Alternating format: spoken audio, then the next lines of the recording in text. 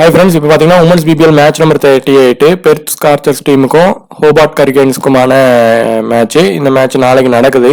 இந்த மேட்சோடைய full analysis, dream டீமுக்கு எந்தெந்த பிளேயர் வருவாங்க, கிராண்ட் லீக்கு எந்தெந்த பிளேயரை ரிஸ்காக ட்ரை பண்ணலாம், அதே மாதிரி எந்தெந்த பிளேயர் வந்து இன்னிங்ஸ் வைஸ் ஸ்ட்ராங்காக இருந்திருக்காங்க, யாருக்கு கேப்டன் வைஸ் கேப்டன் கொடுத்து ட்ரை பண்ணலாம், ஜிஎலுக்கு எந்தெந்த பிளேயரை ரிஸ்காக ட்ரை பண்ணி சிவிசி கொடுக்கலாம், எந்தெந்த பிளேயர் இந்த வென்யூவில் ஸ்ட்ராங்காக இருந்திருக்காங்க அப்படின்னு நம்ம ஒரு ஃபுல் ஸ்டாட்ஸ் எடுத்து வச்சு அது மூலயமா பிளேயரை எந்தெந்த கேட்டகரியில் வைஸ் பிரித்து எடுக்கலாம் அப்படிங்கிறத இந்த வீடியோவில் கம்ப்ளீட்டாக சொல்லியிருக்கிறோம். ஸோ வீடியோ பார்த்துட்டு இருக்கிறவங்க இந்த வீடியோ உங்களுக்கு பிடிச்சிருந்துச்சுன்னா கண்டிப்பாக ஒரு லைக் பண்ணி சப்போர்ட் பண்ணுங்கள், சப்ஸ்கிரைபும் பண்ணுங்கள். இந்த மேட்சோடைய வென்யூ ப்ராக்ரஸ், பிச் ரிப்போர்ட் எந்தெந்த மாதிரி இருந்திருக்கு அப்படிங்கிறத இதே வீடியோவில் சொல்லியிருக்கிறோம். இங்கே மொத்தமாக 40 மேட்சஸ் ப்ளே பண்ணியிருக்காங்க. 23 மேட்சஸ் ஃபர்ஸ்ட் வின் பண்ணியிருக்காங்க, 17 மேட்சஸ் செகண்ட் வின் பண்ணியிருக்காங்க. பிலோ ஸ்கோர் 150 10 டைம்ஸும், 152 செகண்ட் 9 டைம்ஸும், 172 14 டைம்ஸும், எபோ ஸ்கோர் 197 டைம்ஸும் பண்ணியிருக்காங்க. ஆவரேஜா ஒரு 165 வந்து ஸ்கோர் இங்கே ரெஜிஸ்டர் ஆயிருக்கு. அதே மாதிரி பார்த்தீங்கன்னா ஹை ஸ்கோர் 220 பண்ணியிருக்காங்க. லோ ஸ்கோர் வந்து இங்கே 79க்கு ஆல் அவுட்டும் ஆயிருக்காங்க. இப்போ பார்த்தீங்கன்னா இங்கே நடந்த ரீசன்ட் மேட்சஸில் பெர்சாக்கர்ஸ் வந்து ஒரு இதில் 142 ரன்ஸ் அடிச்சிருக்காங்க. அதை பிரிஸ்பேன் ஹீட் வந்து 114 ரன்ஸ் எடுத்து டோட்டலாக ஆல் அவுட் ஆயிட்டாங்க. அதே மாதிரி தான் பார்த்தீங்கன்னா இன்னொரு மேட்ச்லையும் 122 ரன்ஸ் அடிச்சிருக்காங்க. இதுலேயும் மெல்பர்ன் ஸ்டார்ஸ் வந்து 109 ரன்ல ஆல் அவுட் ஆயிட்டாங்க. ஸோ வந்து அவங்க ஃபாஸ்ட் அண்ட் ஸ்பின் வந்து செகண்ட் இன்னிங்ஸ்லையும் நல்லா போடுற பட்சத்தில் லோ ஸ்கோரை கூட அவங்களால டிஃபெண்ட் பண்ண முடியுது. சேசிங் வந்து டஃப்பாக இருக்கு. ஸோ ஸ்பின்னுக்கு ஆன வேலை எடுபடலை அப்படின்னா இந்த கிரவுண்டில் வந்து அதே மாதிரி ஃபாஸ்ட்டும் செகண்ட் இன்னிங்ஸ்ல கம்மியாயிருச்சு, அவங்களால பிளேயர் அந்த அளவுக்கு பண்ண முடியலன்னா நான் மட்டும்தான் சேசிங் பண்ண முடியும். இல்லை அப்படின்னா ஃபர்ஸ்ட் பேட்டிங் பண்ணவங்க தான் இங்கே விளையாண்ட எல்லா மேட்சும் இப்போ நடந்ததுல ஜெயிச்சிருக்காங்க. இங்கே நடந்த ரீசன்ட் மேட்சஸ்ல பார்த்தீங்கன்னா ஸ்பின்னர்ஸ் பிளஸ் ஃபேஸ் பாலர்ஸ் வந்து மேக்ஸிமம் ஈக்குவலாக விக்கெட் எடுத்திருக்காங்க. ஆனால் ஃபர்ஸ்ட் இன்னிங்ஸ்ல ஸ்பின்னர் 15, செகண்ட் இன்னிங்ஸ்ல 21 விக்கெட்டும் எடுத்திருக்காங்க. ஃபேசர்ஸ் வந்து ஈக்குவலா போத் இன்னிங்ஸ்லயும் விக்கெட்டை வந்து எடுத்திருக்காங்க. அதுலயும் நல்ல ஸ்விங் பண்றவங்க, வேரியேஷன் போடுற ஃபாஸ்ட் பவுலர்ஸ் வந்து இந்த இடத்துல விக்கெட் வந்து நிறைய, அதுவும் இனிஷியல் ஸ்டேஜ் பவர் பிளேலயே எடுத்திருக்காங்க. அதே மாதிரி பார்த்தீங்கன்னா ஹரிகேன்ஸ் டீமை பொறுத்தவரை மேக்சிமம் வந்து ஒரே ஒரு சேஞ்ச் தான் இருக்கும். ட்ரையானுக்கு பதிலாக மேபி அந்த ஆர்மேர் வந்து உள்ள வர்றதுக்கான வாய்ப்பானது இருக்கும். அவங்க அன்அவைலபிள் ஆயிட்டாங்க. மற்றபடி வேற எந்த பெரிய அளவுக்கான சேஞ்சும் அவங்க பண்ண மாட்டாங்க. பெர்சாக்கர்ஸ் டீமும் பார்த்தீங்கன்னா கண்டிப்பா இந்த மேட்ச் வின் ஆகணும். இந்த மேட்சை பொறுத்தவரை அவங்களுக்கும் பார்த்தீங்கன்னா 1 or 2 இது வந்து லைனப்ல மேபி சேஞ்ச் ஆகிறதுக்கும் வாய்ப்பு இருக்கும். பார்த்தீங்கன்னா நம்ம பெர்த் டீமுக்கும் ஹரிகேன்ஸ் டீமுக்குமான மேட்ச்சு. இந்த டீமில் மஸ்ட் வின் இதில் ரெண்டுமே தான் இருக்கிறாங்க. இதில் ஹரிகேன்ஸ் பெர்த் டீம் வந்து கண்டிப்பாக வின் ஆகிற இதில் அவங்களுடைய இது இருக்குது. இப்போ ரெண்டு டீமும் பார்த்தீங்கன்னா இந்த கிரவுண்டை பொறுத்தவரை பெர்த் மேக்ஸிமம் ரீசெண்டாக விளையாண்ட மேட்ச்சு வின் பண்ணியிருக்கிறாங்க. இந்த பிச்சு ரிப்போர்ட் வந்து எந்தெந்த மாதிரி இருக்குது அப்படின்னு பார்த்தீங்கன்னா, இந்த பிச்சு வந்து பார்த்தீங்கன்னா 2 விதமான கண்டிஷனில் இருக்குது. ஒன்று வந்து பார்த்தீங்கன்னா இப்போ இனிஷியலாக ஃபாஸ்ட் பவுலருக்கு நல்ல சப்போர்ட் ஆகும். அதுவும் பார்த்தீங்கன்னா நல்ல ஸ்விங் அண்ட் வேரியேஷன் பண்ணுறவங்களுக்கு சூப்பராக சப்போர்ட் ஆகும். அந்த நேரத்தில் அடிக்க போகிறப்போ பேட்ஸ்மேன்ஸ் விக்கெட்டை வந்து இழந்துருவாங்க. ஸோ ரொட்டேஷன் பண்ணி விளையாடுறாங்கன்னா போக போக அதுக்கப்புறம் பார்த்தீங்கன்னா பேட்ஸ்மேன் வந்து அடிக்க ஆரம்பிச்சிருவாங்க. இங்கே நடந்த ரீசெண்டாக 4 மேட்சஸில் ஒரு மேட்ச் மட்டும்தான் பார்த்தீங்கன்னா 140க்கு மேலேயே அடிச்சிருக்கிறாங்க. ஸோ இது கிட்டத்தட்ட ஒரு பேலன்ஸ்டு பிச்சு கண்டிஷனில் தான் இருக்குது. இப்போ இந்த பிச்சு வந்து பேட்டிங் அண்ட் பவுலிங் ரெண்டுக்கும் சப்போர்ட் ஆனாலும் பவுலிங்க்கு தான் அதிகமாகவும் சப்போர்ட் ஆகிருக்கு. ஸ்பின்னர்ஸ் வந்து லேட்டராக ஒரு இப்போ மேட்ச் ஆரம்பித்து கொஞ்சம் டைமுக்கு அப்புறம் தான் ஸ்பின்னர்ஸ்க்கு நல்லா சப்போர்ட் ஆகுது. பவர் பிளே ப்ராக்ரஷன் பொறுத்தவரை இப்போ எப்படின்னா மேக்சிமம் ஃபர்ஸ்ட் பேட்டிங் பிடிக்கிற டீமுக்கு மேக்சிமம் ஒரு விக்கெட் ஆனது விழுறதுக்கு வாய்ப்பு இருக்குது. செகண்ட் பிடிக்கிற டீமுக்கு கண்டிப்பாக பார்த்தீங்கன்னா 1 to 2 விக்கெட் விழுறதுக்கு அதிகமான வாய்ப்பு இருக்குது. மேக்சிமம் 2 விக்கெட் கூட விழுறதுக்கு அந்த இடத்துல வாய்ப்பு ஆயிரும். ஸோ அதுக்கு தக்கனமான பிளேயர்ஸை, டாப்ல வர பிளேயரை லீவ் பண்ற மாதிரியான கண்டிஷன் வரலாம். இந்த மேட்சோடைய high percentage captain, high percentage vice captain என்ன எங்க இருக்குன்னு பார்த்தீங்கன்னா ஆல்ரவுண்டர்ல தான் இருக்கு. ஸோ ஆல்ரவுண்டர்ல இருந்தே ஒரு ஃபர்ஸ்ட் ஒரு சிஓ இல்லை விசிஓ வர்றதுக்கு இந்த மேட்ச்ல ஒரு வாய்ப்பு. அதே மாதிரி 75 to 100 கேட்டகரியில் இருந்து இருக்கிற பிளேயரில் இருந்து ஒரு சிஓ இல்லை விசிஓ வர்றதுக்குமான வாய்ப்பும் வரலாம். இதில் செகண்டு எப்படி போகும்னா ஆல்ரவுண்டர் ப்ளஸ் பவுலர் இதில் போகிறதுக்கு தான் அதிகமான வாய்ப்பு இருக்கும். அதை விட்டால் அது இல்லாத பட்சத்தில் மட்டும்தான் பேட்டிங் கண்டிஷன் போச்சுன்னா ஆல்ரவுண்டர் ப்ளஸ் விக்கெட் கீப்பர் பேட்ஸ்மேனுக்குள்ள மேபி லிஸ்லி ஃபர்ஸ்ட் பேட்டிங் பிடிச்சாங்கன்னா ஒரு சின்ன வாய்ப்பாக மாறலாம், இல்லை பெத்மோனிக்கு போகும். இல்லை அப்படின்னா ஆல்ரவுண்டர் ப்ளஸ் பவுலர் இல்லைன்னா ஆல்ரவுண்டர் ப்ளஸ் ஆல்ரவுண்டர் இந்த கேட்டகரிக்குள்ளே தான் சிவிசி மேக்ஸிமம் இருக்கும். அதுலேயும் பார்த்தீங்கன்னா ஆல்ரவுண்டர் ப்ளஸ் பவுலரில் போகிறதுக்கு நிறைய வாய்ப்பு இந்த மேட்சை பொறுத்தவரை இருக்குது. அப்படியே ஆல்ரவுண்டர் டு ஆல்ரவுண்டர் போகுதுனாலும் அதில் பவுலிங் பண்ணி பண்ணுறதுக்கு நிறைய யார் நல்லா பண்ணுவாங்களோ அவங்களுக்கு இந்த மேட்ச் ஆனது போகவும் செய்யும்.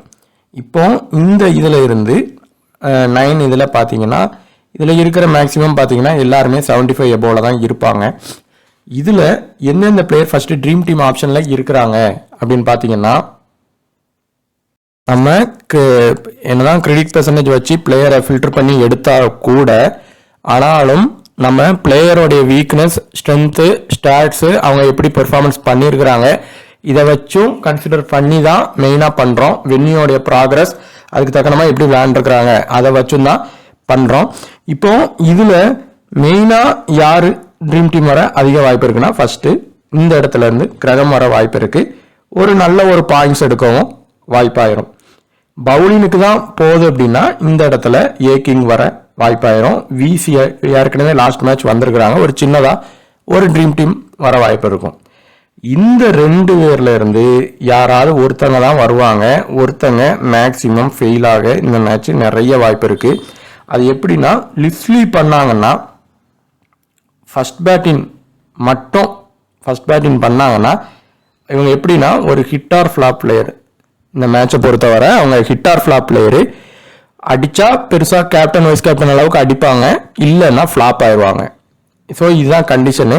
அவங்கள கொடுத்தா கேப்டன் வைஸ் கேப்டன் கொடுத்து எடுங்க, இல்லைன்னா பிளேயரை விட்டுட்டு பெத்மோனி பக்கமே போயிடலாம். இந்த இதில் இருந்து ஒரு 3 to 2 பேர் இல்லை அதுலேயும் ரிஸ்க் எடுக்கிறதா இருந்தால்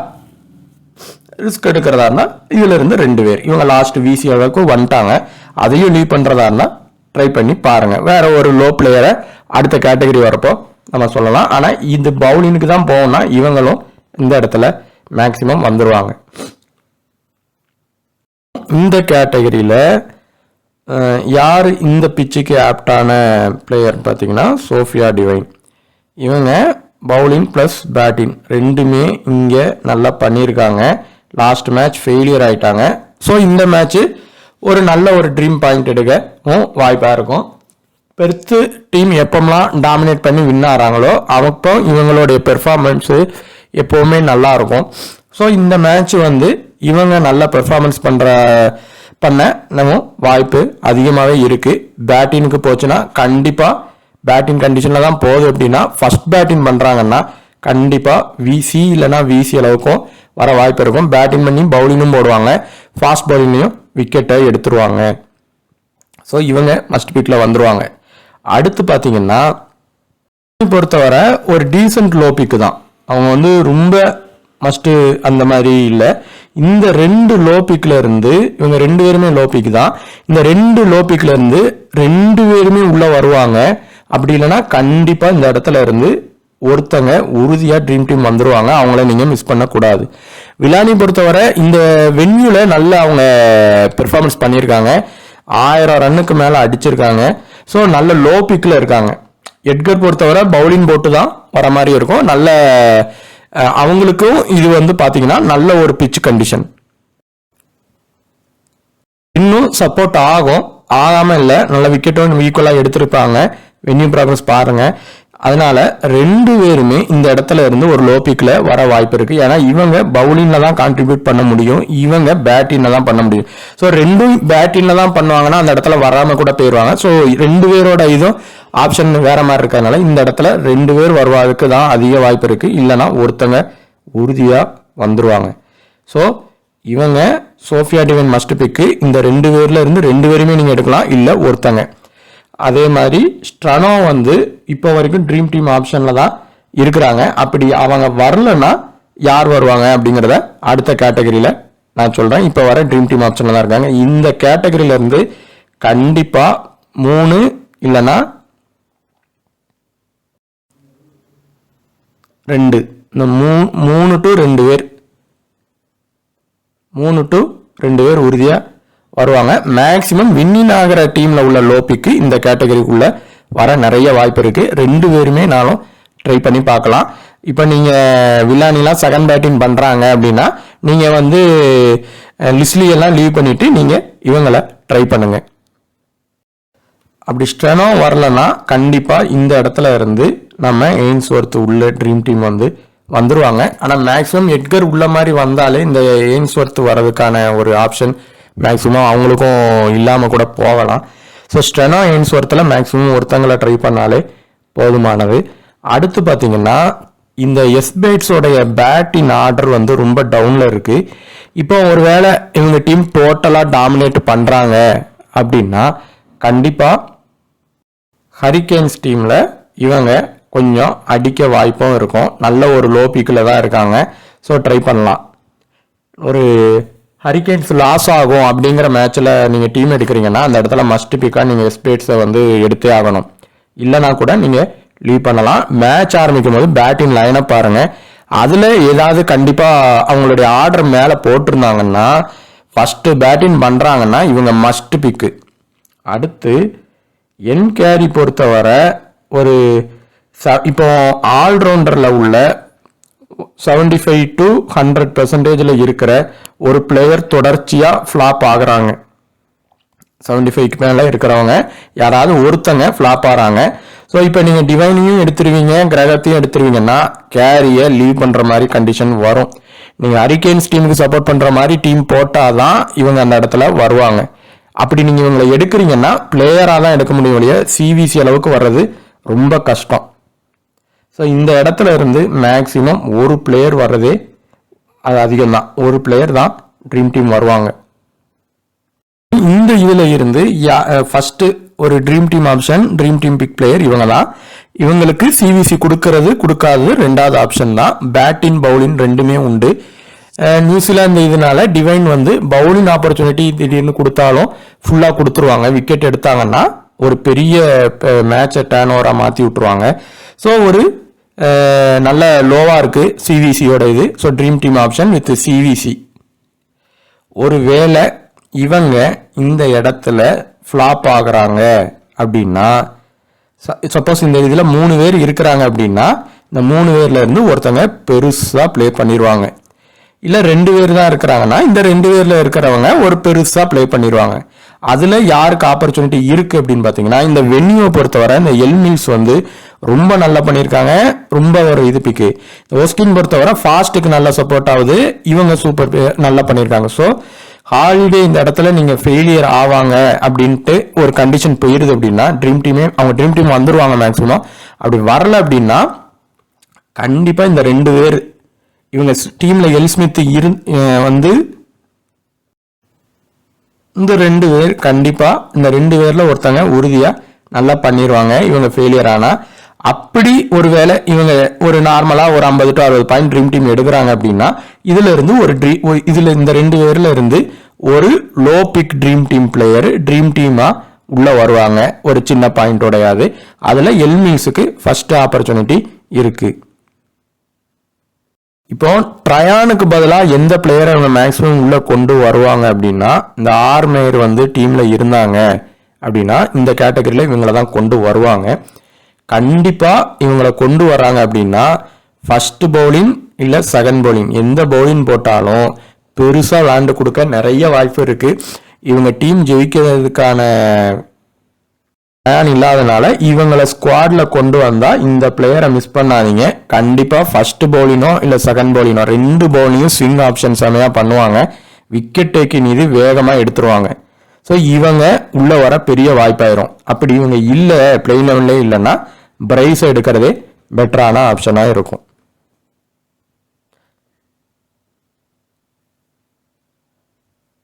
மாதிரி இப்போ இதுல இருந்து யார் ட்ரீம் டீம் வருவாங்க, இந்த கேட்டகரியில இருந்து கண்டிப்பா 1 இல்லைன்னா 2 பேர் உறுதியா ட்ரீம் டீம் வருவாங்க.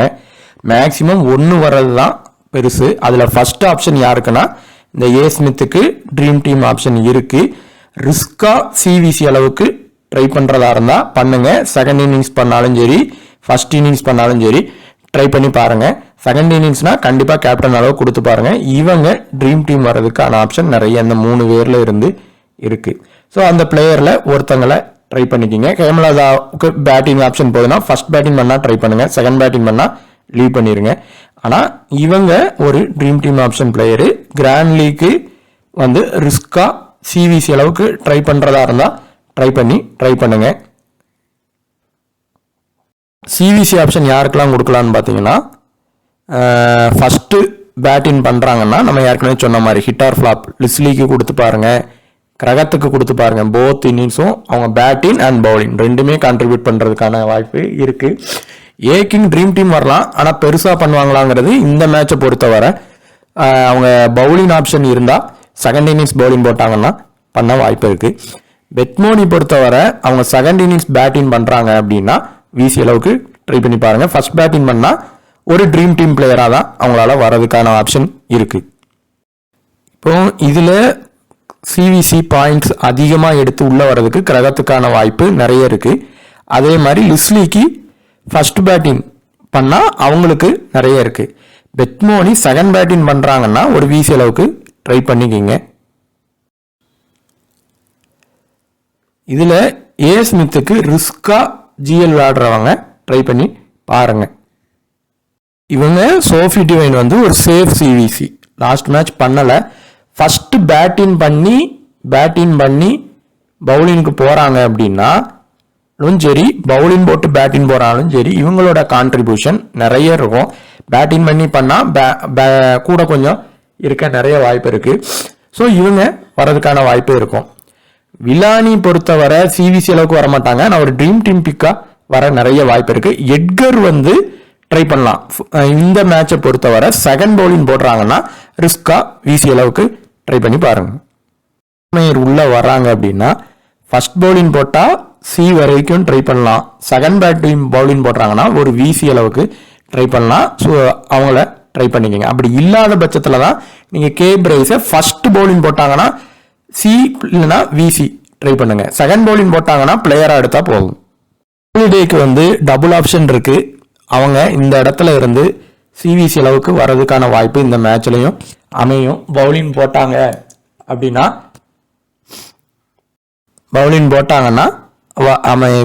சிவிசி அளவுக்கு வர வாய்ப்பு இருக்கும்.